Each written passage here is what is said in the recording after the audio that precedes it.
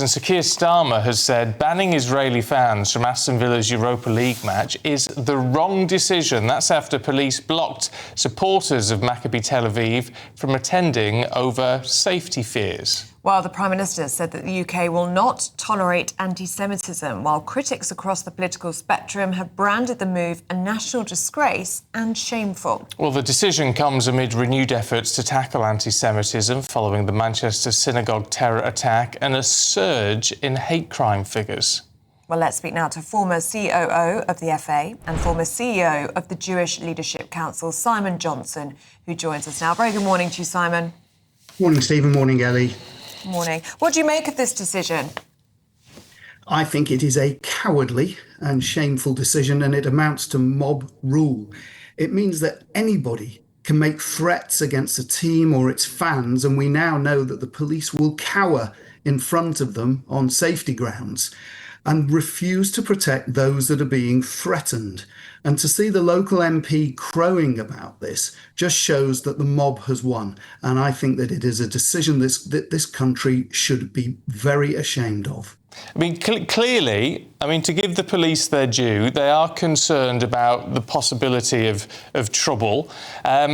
And maybe they don't feel they've got the resources to tackle it. Under these circumstances, should it be a case of saying we will employ whatever resources from wherever we can to make sure this goes ahead? I recognise that the police and the safety advisory group have a difficult balance, but let's widen this out a little bit. Villa Park in Birmingham is a regular host of sporting events. They're going to be hosting matches in Euro 2028, the European Football Championships. What on earth are they going to do if Israel qualifies? It is incumbent upon them to ensure that they can keep each team and their fans safe. Otherwise, why are we taking sporting events to Birmingham? If the police are able to protect those being threatened against those who are threatening them, then they're not doing their job. So I understand that they have a difficult balance, but I'm afraid they have got it completely wrong on this occasion, and they have taken a decision that they will not take against the supporters, in my opinion, of any other club that Aston Villa is likely to play this season. What do you think needs to be done now, Simon? Does this decision need to be looked at? Do you think police needs to come in from other forces to support this match? Or do you think perhaps it should have just been done behind closed doors? If you're not going to invite the Maccabi supporters, then no one should be invited. You know very well that there would be absolute outrage if Maccabi Tel Aviv did the same to Aston Villa for the return fixture and said that British fans were not welcome. You know that. So my view is that UEFA and the FA should withdraw Villa Park as a venue for Euro 2028 until the safety advisory group there can guarantee that it can ensure the safety of all fans and all teams participating in sporting events. Because if they don't, then it means that anybody can make a threat at any time to any group of fans. And as I said earlier, the police will cower in front of them on safety grounds or on resource grounds. And before we know it, it's the mob deciding who plays who in our football competitions. I know why you say that. I wonder if that is really the case, though, Simon, because whatever threats were made against whatever group, would this have been the case if it hadn't been an Israeli team or Jewish supporters? Well, I think you've answered your own question there, because I don't see the same group of people protesting against the supporters or teams of any other country. But because they have decided for whatever reason, and it's not for us to go into here, that they don't like Israel, the government of Israel and what it's doing, they've decided to make threats against the players and the fans of one of the nation's football teams.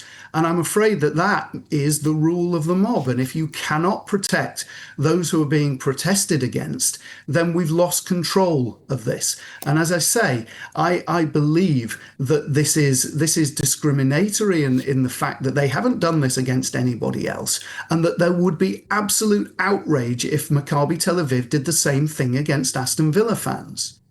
So I'm just speaking a bit more generally. We've seen this rise in anti-Semitic attacks in Britain, haven't we? Do you consider that Jewish people are safe in the UK? Well, by and large, they are, unless you want to go to a football match in Birmingham, or unless you want to go into central London on a Saturday afternoon when tens of thousands of people are protesting, calling for the globalization of the Intifada, or where there are people being filmed wanting to put Zionists in the ground.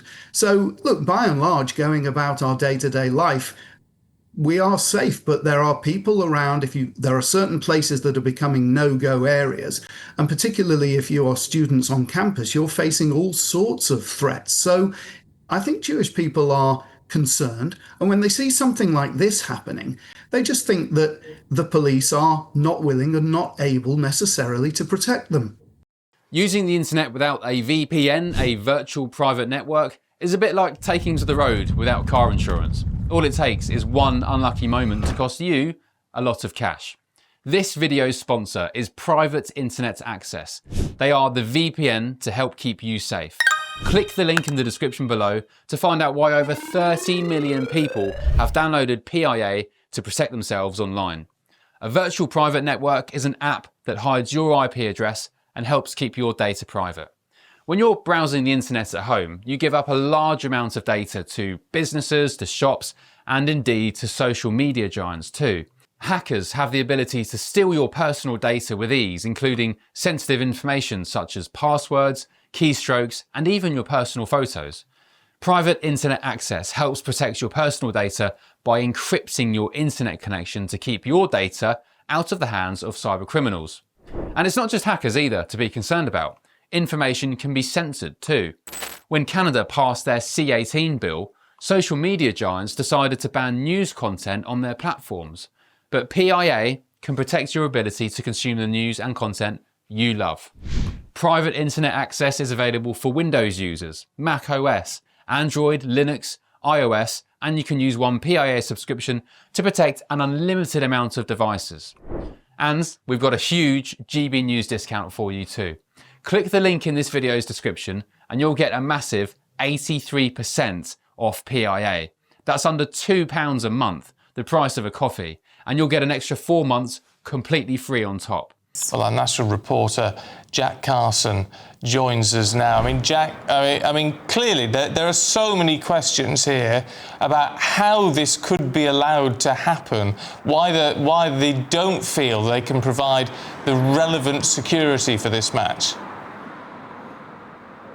Well, that's certainly the question that people across the political spectrum were asking last night when this news came out, will continue to ask in the following days. And you're right, on the day that Keir Starmer met with the Jewish Security Trust, talking about not letting anti-Semitism run a strife in Britain, we get this announcement. So let's just remind of the statement that we got last night from Aston Villa. They said that the Safety Advisory Group, they are the group which are responsible for issuing safety certificates for every single match here at Villa Park, say that following a meeting yesterday afternoon, they have formally written to Aston Villa and UEFA to advise that no away fans would be permitted to attend Villa Park for this fixture, saying that the West Midlands Police advised them that they have public safety concerns outside the Stadium Bowl and the ability to deal with any potential protests on the night. Now, Aston Villa distanced themselves from essentially that, saying that they were obviously not the ones that made that decision. They said they're in continuous dialogue with Maccabi Tel Aviv and the local authorities.